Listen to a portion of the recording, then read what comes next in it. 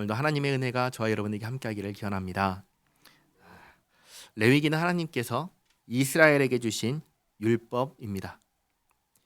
이것을 지켜 행함으로 하나님의 백성이 되는 것은 아닙니다. 하나님의 백성에게 지키라고 주신 것입니다. 어떤 분이 제게 이런 질문을 했습니다.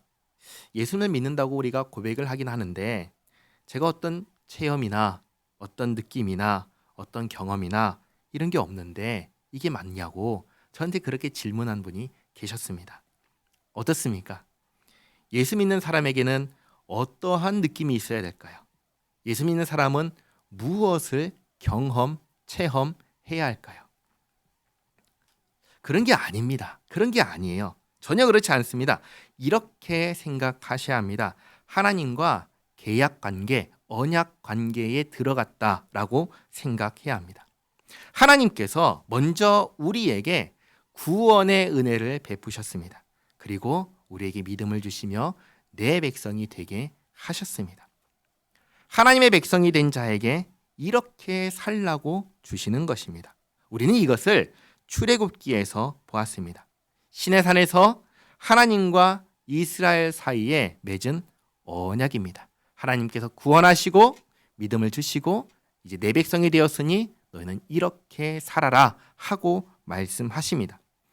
그러면 이제 이스라엘은 하나님과 언약 관계, 계약 관계 속에 들어갔습니다. 이스라엘이 무엇을 느끼고 체험하고 경험하고 그래야지 언약 관계 속에 들어가는 것이 아닙니다.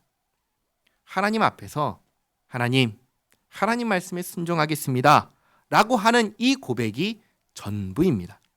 그리고 난 이후에는 하나님의 말씀에 순종하는 매일의 삶이 내가 하나님과의 언약 관계 속에 들어있는 사람입니다 라는 증거가 되는 것입니다.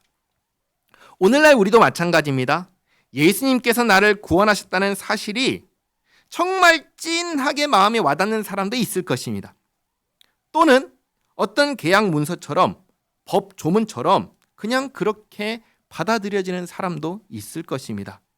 그런데 여기서 중요한 것은 어떻게 받아지느냐에 내가 느끼는 느낌이 아니라는 점입니다.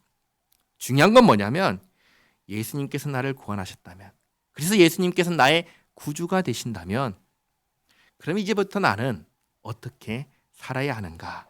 이게 중요한 것입니다. 한번 생각해 보시기 바랍니다. 내 느낌과 내 감정은 얼마나 신뢰할 수 있는 것인가요? 예를 들겠습니다. 어떤 일을 한다고 하겠습니다. 공사를 한다고 해보겠습니다. 그때에 공사를 할 때 어떤 물건을 쓸 때 내 느낌, 내 기분, 내 감정에 따라서 그걸 막 쓸 수 있나요? 그럴 수 없지요. 그러면 안 되는 겁니다.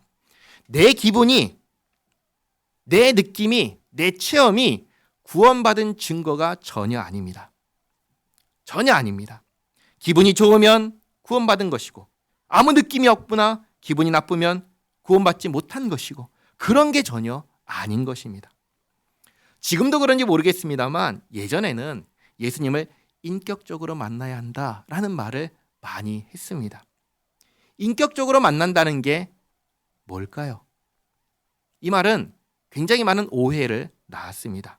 무슨 체험을 해야 된다, 무슨 경험을 해야 된다, 어떤 것을 느껴야 된다라는 식으로 생각하게 만들었습니다. 아니요, 전혀 그렇지 않습니다. 하나님께서 나를 구원하셨다는 이 사실은 객관적인 사건입니다. 역사입니다. 2000년 전에 구원하시고 그 사건을 우리에게 알려주시는 것입니다. 내가 아들 예수를 보내서 네가 치러야 하는 죄값을 대신 치르게 하였다. 십자가에서 대신 치르게 하였다. 내 아들의 생명을 주고 너를 구원했다. 과거에 베푸신 구원입니다. 나는 이미 구원받은 사람입니다. 그리고 하나님께서 나에게 말씀하시는 것입니다. 너는 이제 내 아들이 구원한 내 백성이니 이제부터 이렇게 살아라. 그리고 그것을 무엇으로 우리에게 들려주시죠? 성경을 통해서 들려주십니다. 그리고 우리에게 뭐라고 말씀하시죠? 이제 내 백성이 되었으니 이젠 새로운 생활을 하거라. 그렇게 말씀하시는 것입니다. 그러면 우리는 내가 구원받은 하나님의 백성이라는 것을 알았으니까, 이전엔 몰랐지만 이제는 알았으니까 알고 난 이후에는 어떻게 살아갈까요? 하나님께서 알려주신 새로운 생활을 하는 것입니다.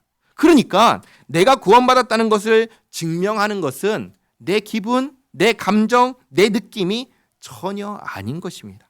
내가 지금 어떻게 살고 있느냐가 증명하는 것입니다. 한 가지 예를 또 들겠습니다. 자기가 예수 믿는 사람이라고 주장하는 어떤 사람이 있습니다. 이 사람은 말로는 나 예수 믿는 사람입니다 라고 합니다. 그런데 그 사람의 생활을 보니까 이렇게 생활합니다. 종교적으로는 무슨 문제가 생기면 점집에 들어갑니다. 무슨 날이 되면 제사를 합니다. 뭘 갖고 다니면 복을 받는다고 해서 부적을 갖고 다닙니다. 이런 사람. 그리고 또 이 사람은 윤리적으로는 거짓말을 밥 먹듯이 합니다. 슬쩍슬쩍 남의 물건을 훔칩니다. 다른 사람에게 시비를 걸고 화를 냅니다. 사과하는 법이 없습니다. 말을 함부로 합니다. 그러면서 그 입으로는 나 예수 믿는 사람이야 라고 말을 합니다. 자, 이 사람 예수 믿는 사람 맞을까요? 맞을까요? 근데 자기는 그렇게 말합니다. 나는 예수 믿는 사람 맞아. 나는 특별한 경험을 했어. 나는 이것을 느꼈어. 나는 이것을 경험했어. 그러니까 나는 예수 믿는 사람이야. 나는 구원받은 사람이야. 이게 맞는 말일까요? 아닌 것입니다. 전혀 아닌 것입니다. 예수님을 믿는 사람은 누구의 말을 들을까요? 누구의 말을 듣지요? 예수님의 말씀을 듣습니다. 하나님의 말씀을 듣습니다. 예수님께서 아주 분명하게 말씀하셨습니다. 내 양은 내 음성을 듣는다. 요한복음 10장 27절 말씀 같이 한번 읽겠습니다. 내 양은 내 음성을 들으며 나는 그들을 알며 그들은 나를 따르느니라. 아멘. 이제 나눠드린 종이에 있죠? 제가 다시 한번 읽어드립니다. 내 양은 내 음성을 들으며 나는 그들을 알며 그들은 나를 따르느니라. 그리고 또 그 밑에 요한복음 14장 21절 말씀도 같이 한번 읽겠습니다.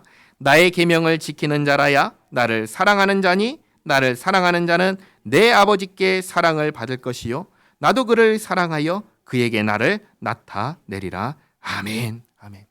그러니까 예수님을 믿는다고 하면서 예수님의 말씀은 전혀 듣지 않는 사람, 예수님의 계명도 전혀 지키지 않는 사람, 그러면 그 사람의 신앙은 진짜일까요? 가짜라는 것입니다. 가짜라는 거예요. 그 생활이 증명하는 것입니다. 정말 내가 예수 믿는 사람인지 내 생활을 돌아보시기 바랍니다. 하나님 말씀대로 살아가려고 애를 쓰는지, 정말 그러고 있다면 그것이 증거가 될 것입니다. 그걸 보고 확인하는 것입니다. 결코 내 느낌, 내 감정, 내 기분, 내 체험으로 확인하는 거 아닙니다. 전혀 아닙니다. 내가 예수 믿는 사람이라는 증거는 단 한 가지뿐입니다. 내 생활입니다.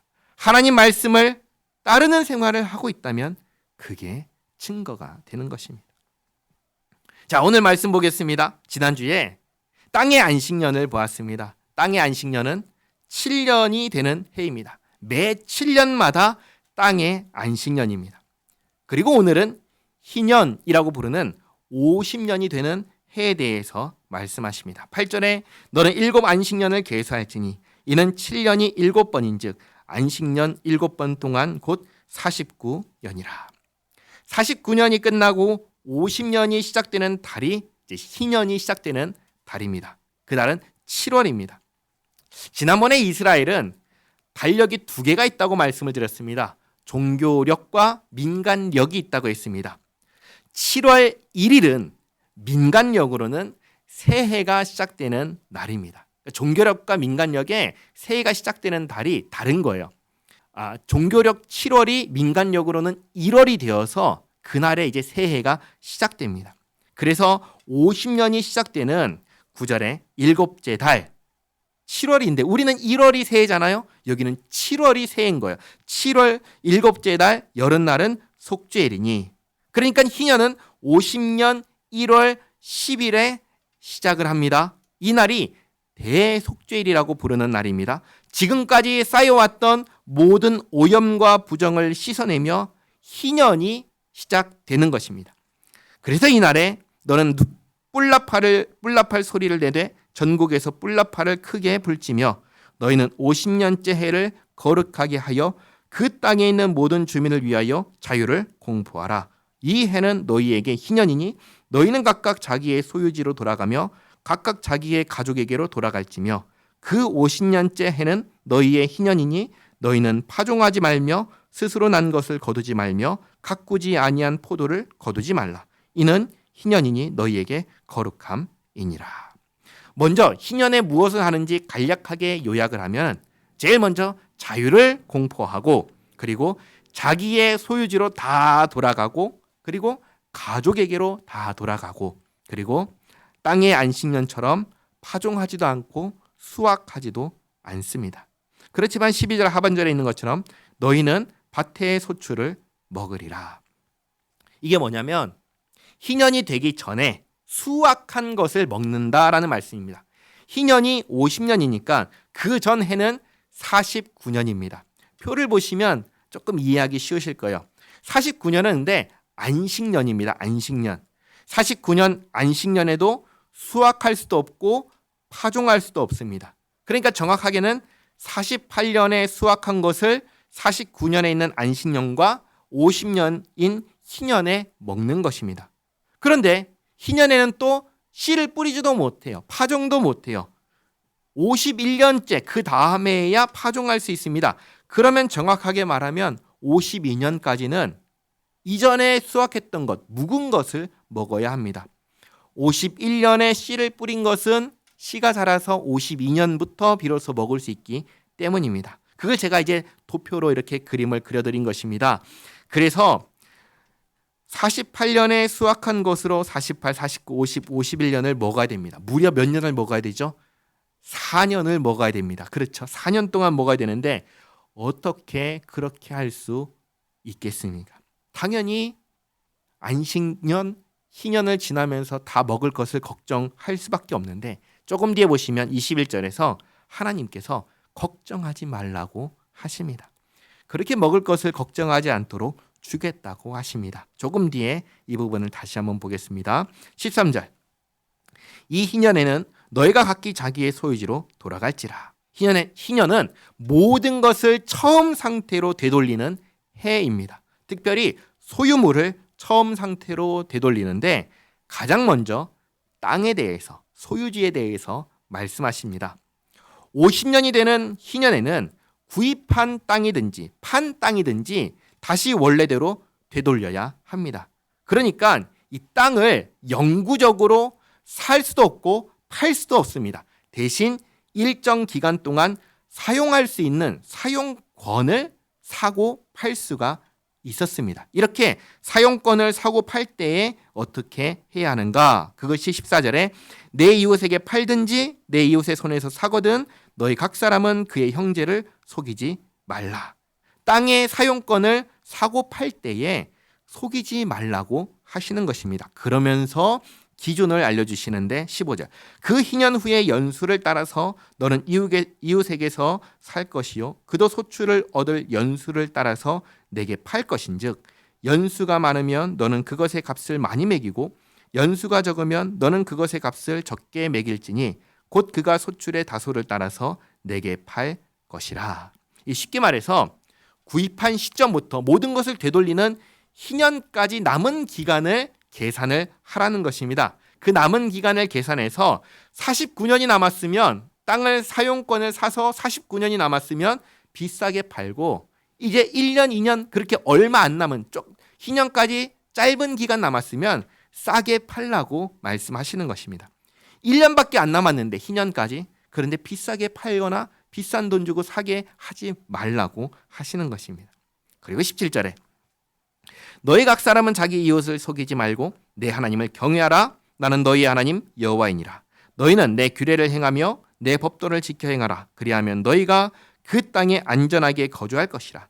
그 땅은 그것의 열매를 내리니 너희가 배불리 먹고 거기 안전하게 거주하리라. 만일 너희가 말하기를 우리가 만일 7째 해에 심지도 못하고 소출을 거두지도 못하면 우리가 무엇을 먹으리요 하겠으나, 이 땅의 안식년에 대한 것입니다. 땅의 안식년. 7년째 되는 해에는 이제 도표를 보셔요. 7년째 되는 해에는 파종도 하지 못하고 수확도 하지 못합니다. 그러니까 이제 이렇게 되는 것이죠. 6년째 되는 해에 수확도 하고 파종도 합니다. 그러면 이때 파종한 것을 7년째 되는 해에는 그것을 수확해야 되는데 땅의 안식년이니까 하지 못하게 하시는 거죠. 그러면 수확하지 못하면 먹을 것이 없잖아요. 뭘 먹습니까? 하고 걱정할 그때에, 그리고 또 본래 7년째 되는 해에 파종을 해서 땅의 안식년에 파종을 해서 그 다음 해인 8번째 되는 해에 수확을 해야 그 다음 해에 먹을 수가 있는데 7년째 되는 땅의 안식년에는 파종도 못하니까 그 다음 해에도 먹을 것이 없게 되는 겁니다. 그러면 7년째 되는 해에도 수확을 못하고 8년째 되는 해에도 수확을 못하니까 먹을 것이 없는데 어떻게 합니까? 라고 이 질문을 하는 것입니다. 그때에 21절, 내가 명령하여 6째 해에, 그러니까 수확을 하고 파종할 수 있는 마지막 해입니다. 이 6째 해에 내 복을 너희에게 주어 그 소출이 3년 동안 쓰기에 족하게 하리라. 그러니까 9번째 해에 수확해서 새 것을 먹을 때까지 3년 동안 먹을 양식을 이 6째 해에 충분히 수확하게 하겠다는 말씀입니다. 이것을 이제 설명드리기가 복잡하니까 표로 그려드린 것입니다. 그래서 22절에 너희가 8째 해에는 파종하려니와 묵은 소출을 먹을 것이며, 그러니까 6년째 수확했던 것을, 그게 묵은 것이죠. 3년 전 거니까 그것을 먹는다는 말씀입니다. 그리고 8년째에는 파종을 했으니, 씨를 뿌렸으니 그 다음 해인 9째 해에 그 땅의 소출이 들어오기까지 너희는 묵은 것을 먹으리라. 9년째 되는 해에 8년에 씨를 뿌렸던 것, 파종했던 것을 수확하는 그날까지는 묵은 것, 그러니까 6년째 되는 해에 수확했던 것을 여전히 3년 동안 먹을 수 있게 하겠다고 하시는 거예요. 그러니까 하나님께서 지금 뭘 말씀하시는 거예요? 땅의 안식년, 그리고 희년, 이런, 그래서 수확하거나 파종하지 못하는 그 날들 걱정하지 말아라. 내가 너희들 먹을 것 마련해 주겠다라고 말씀하시는 것입니다. 단 이스라엘에게 언제 하나님께서 그렇게 복을 주실까요? 이스라엘이 어떻게 할 때죠? 하나님의 말씀에 순종할 때 이렇게 하겠다고 말씀하시는 겁니다. 그러니까 다시 말씀드립니다. 내가 하나님의 백성이라는 것을 무엇으로 증명을 합니까? 하나님께 내가 어떻게 사랑할 때, 하나님 앞에서 어떻게 살아갈 때 하나님께서 주시는 복을 우리가 받습니까? 내가 하나님 말씀에 순종하며 살아가는 그 생활로 증명되는 것이고 복을 받고 누리는 것입니다. 내가 하나님 말씀에 순종할 때 하나님께서는 약속한 복을 주시는 것입니다. 23절, 토지를 영구히 팔지 말 것은 토지는 다 내 것임이니라. 너희는 거류민이요 동거하는 자로서 나와 함께 있느니라. 땅의 주인이 누구라고 하시죠? 사람이 아닙니다. 하나님이십니다. 그래서 땅의 소유권을 사고 팔지 못하고 사용권을 사고 파는 것입니다. 이게 그 당시 약속의 땅에 들어가 정착할 이스라엘 백성들에게 갖게 하신 땅에 대한 개념인 것입니다. 땅은 사고 팔 수 없다. 사용권만, 소유권은 사고 팔 수 없고 사용권만 사고 팔 수 있다. 그리고 24절, 너희 기업의 온 땅에서 그 토지 무르기를 허락할지니.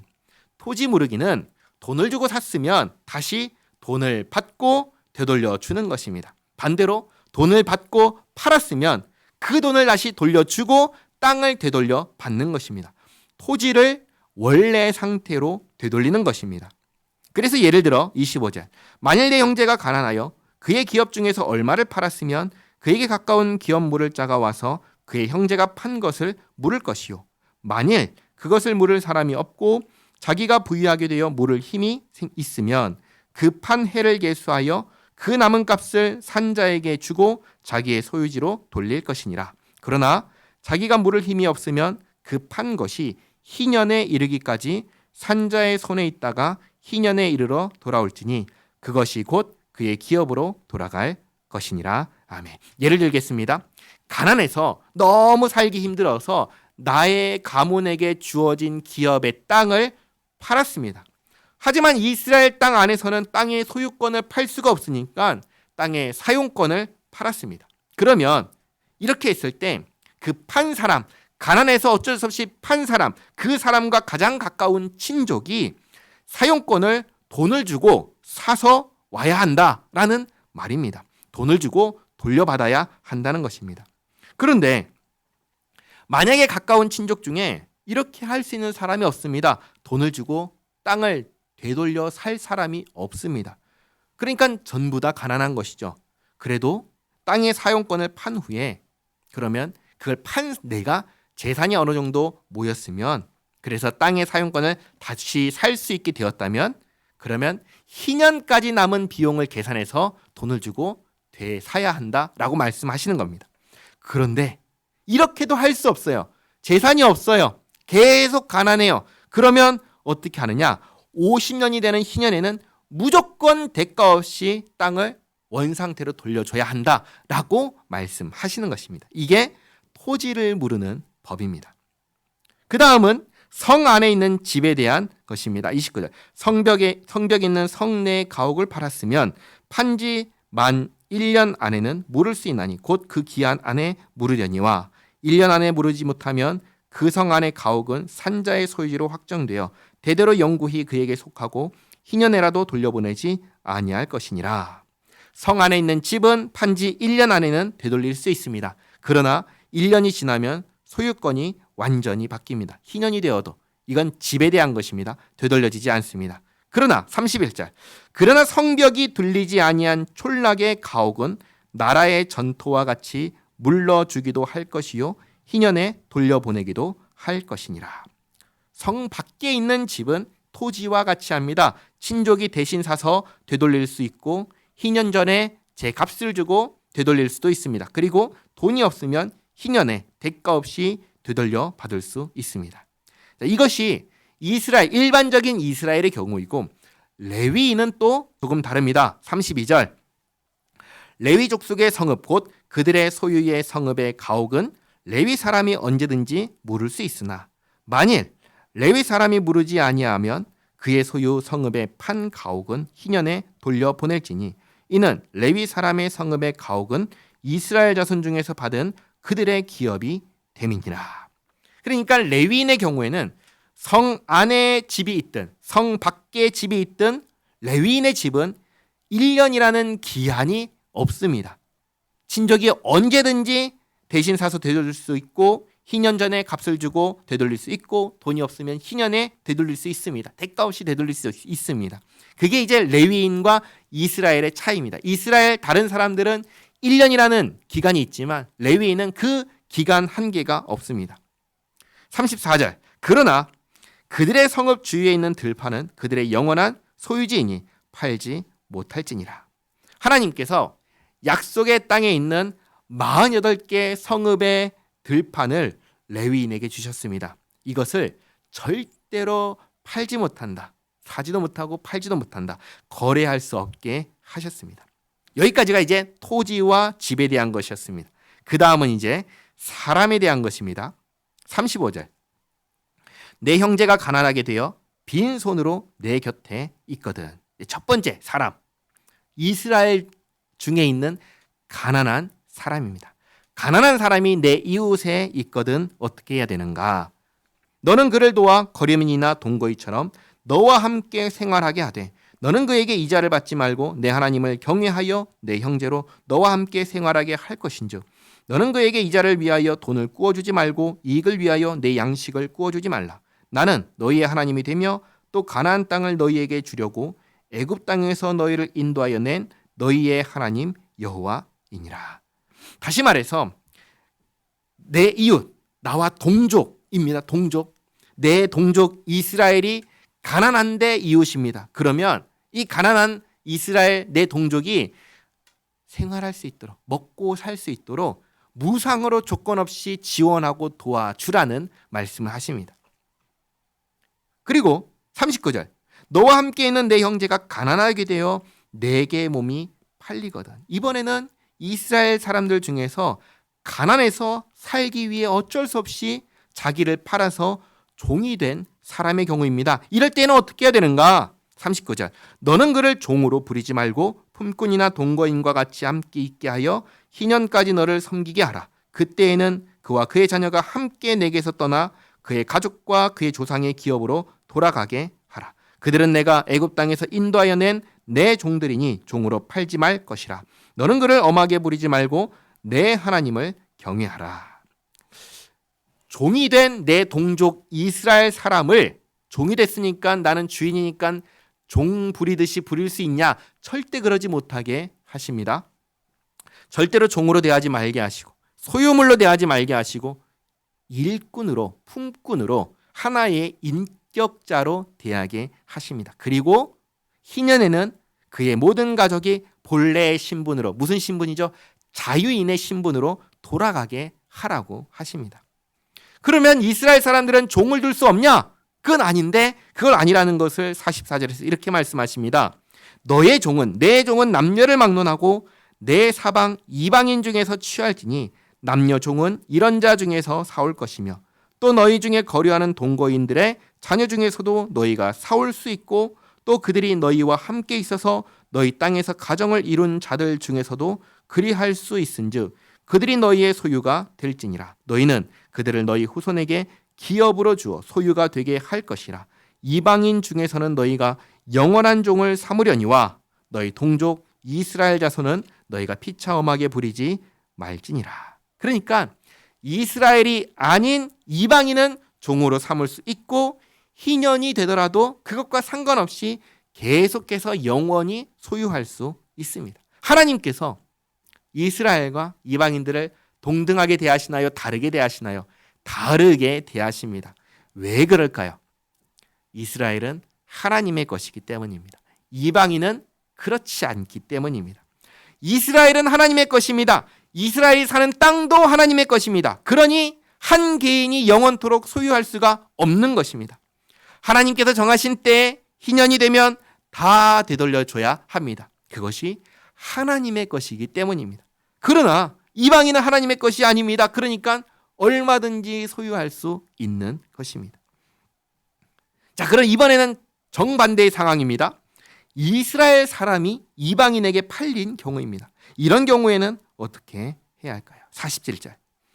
만일 너와 함께 있는 거류민이나 동거인은 부유하게 되고 그와 함께 있는 내 형제는 가난하게 되므로 그가 너와 함께 있는 거류민이나 동거인 또는 거류민의 가족의 후손에게 팔리면 그가 팔린 후에 그에게는 속량받을 권리가 있나니 그의 형제 중 하나가 그를 속량하거나 또는 그의 삼촌이나 그의 삼촌의 아들이 그를 속량하거나 그의 가족 중 그의 살부치 중에서 그를 속량할 것이요. 이방인에게 팔린 이스라엘 사람의 형제, 삼촌, 조카, 친척이 값을 주고 신분을 되돌리게 하십니다. 또는 49절 하반절.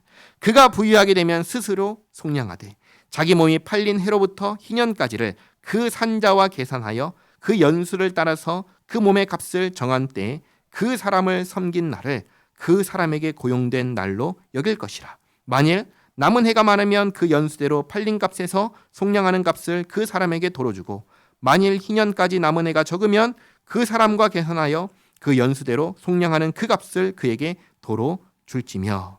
그러니까 이스라엘을 산 이방인은, 이스라엘 사람을 종으로 산 이방인은 이 사람이 어디 사냐면 약속의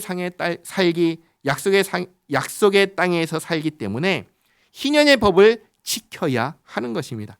아무리 오래 데리고 있어도 희년을 넘길 수가 없는 거예요. 그래서 만약에 스스로 몸값을 지불할 수 있으면 희년까지 남은 기간을 계산해서 지불하고 자유인으로 돌아가게 해야 하는 것입니다. 이방인 주인의 입장에서 이게 좋을까요? 싫을까요? 내 노예인데 왜 나는 영원 무궁토로 데리고 있지 못하고 희년이 되면은 값을 받지도 못하고 되돌려줘야 하는가? 불만을 품을 수가 있겠죠. 53절. 주인은 그를 매년의 삭군과 같이 여기고 내 목전에서 엄하게 부리지 말지니라. 이스라엘 사람을 종으로 산 이방인이 이스라엘 사람을 내가 샀으니까 내 종이니까 내 노예니까 내 소유물이니까 함부로 비인격적으로 대우하지 못하도록 감시하라는 말씀입니다. 그러니까 이스라엘 사람이 어디에서 살든지 하나님의 소유물로서 적절한 대우를 받을 수 있도록 항상 관심을 갖고 신경 쓰라고 말씀하신 겁니다. 그러니까 내가 아는 어떤 이스라엘 사람이 누구에게 팔렸어요. 그럼 이 팔린 내가 아는 이스라엘 사람이 내 동족이잖아요. 내 동족이 팔려서 노예로 사는데 그 노예로 동족을 산 이방인 주인이 내 동족을 함부로 대하는지 그러지 않는지를 관심을 가지고 살피라고 하시는 겁니다. 그리고 희년이 됐을 때 돌려주는지 안 돌려주는지를 살피라는 것입니다. 안 돌려주면요, 가서 돌려주게 해야죠. 그 일을 하라고 지금 하시는 말씀입니다. 54절, 그가 이같이 속량되지 못하면 희년에 이르러는 그와 그의 자녀가 자유하리니 이스라엘 자손은 나의 종들이 됨이라. 그들은 내가 애굽 땅에서 인도하여 낸 내 종이요 나는 너희의 하나님 여호와이니라. 아멘. 이방인 주인이 원하지 않더라도 이스라엘은 누구 거죠? 하나님의 것이기 때문에 하나님의 법을 따라서 희년이 되면 반드시 본래의 신분으로 자유인으로 돌아가게 해야 합니다. 정말 그렇게 하는지 누가 살펴야 합니까? 종이 된 사람이 살필 수 있나요? 그럴 수 없죠. 자기는 종이 됐잖아요. 그러니까 종이 되지 않은 자유인인 이스라엘 땅에 살고 있는 다른 동족들이 그것을 살펴야 하는 것입니다. 하나님의 백성이 하나님의 백성을 챙겨야 하는 것입니다.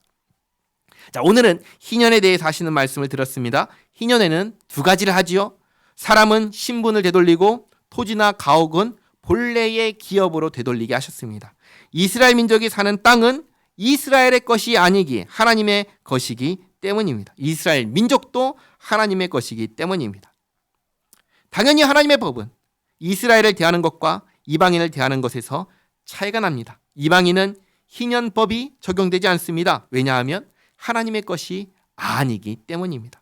그러나 이방인은 또한 희년법을 지켜야 합니다. 왜냐하면 이스라엘은 하나님의 것이기 때문입니다. 그래서 오늘 두 가지를 기억하시기 바랍니다. 두 가지. 제가 맨 마지막 나눠드린 종이 맨 마지막에 1번과 2번으로 써드린 건데요. 두 가지입니다. 첫째로 하나님의 백성의 주인은 하나님이시라는 사실을 항상 기억해야 됩니다. 나는 내 것이 아닙니다. 나는 나의 주인이 아닙니다. 나는 하나님의 것이고 나의 주인은 하나님이십니다. 이것을 항상 기억하셔야 됩니다. 그리고 둘째로, 이게 중요한 겁니다. 하나님께서 하나님의 백성을 하나님의 백성이 챙기게 하셨습니다. 힘들면 도와주고 종이 되어도 일꾼으로 대하게 하시고 이방인의 종이 되면 비참하게 살지 않도록 신경 쓰라고 누구에게 말씀하시냐면 하나님의 백성에게 말씀하셨습니다. 이 말은 다르게 말하면 교회가 이래야 한다는 것입니다. 성도가 성도에게 서로에 대해서 관심을 갖고 신경 쓰라고 하시는 말씀입니다. 이것은 오해하시면 안 됩니다. 간섭하고 참견하고 이렇게 하라는 말씀이 전혀 아닙니다. 도우라는 말씀입니다. 도우라는 말씀입니다. 우리 교회가 우리 모두가 하나님의 것이라는 사실을 기억하면서 오늘 이스라엘 향해서 서로 살피고 도우라고 말씀하신 것처럼 우리 역시 서로를 도우며 사랑 안에서 하나가 되는 그런 교회가 되기를 바랍니다. 기도하겠습니다. 좋으신 하나님, 우리의 기분과 감정과 느낌과 상관없이 2000년 전에 아들 예수님 보내주셔서 십자가에서 우리를 대신하여 우리가 받아야 할 형벌을 대신받게 하셔서 우리가 죄 사함을 받게 하셨습니다. 이 역사적 사실을 근거로 우리를 자기 백성 삼으시며 그 사실을 알기 전에 몰랐던, 그러나 하나님을 떠나 살던 그 생활을 다 버리고 이제는 하나님의 백성으로 살라 하시는 말씀을 듣습니다. 이제 내 인생의 주인은 내가 아니라 하나님이라 하시는 말씀을 듣습니다. 주님, 주님의 말씀에 아멘으로 화답하며 기꺼이 내 주인 자리를 하나님께 드리며 하나님의 말씀에 순종하는 주님의 종으로, 주님의 백성으로 살기 원합니다. 내가 내 것이 아니라 하나님의 소유가 되었다는 사실에 감사하며 살기를 원합니다. 주님 도와주시옵소서. 또 오늘 희년의 말씀을 들으며 우리가 주님의 것이요 그렇기에 함께 예수님을 믿는 믿음 안에서 하나된 형제자매에게 관심을 갖고 필요를 채워주고 도와주며 살아야 한다는 것을 깨닫습니다. 사랑해야 한다는 것을 깨닫습니다. 주님, 우리가 그렇게 살 수 있도록 도와주시옵소서.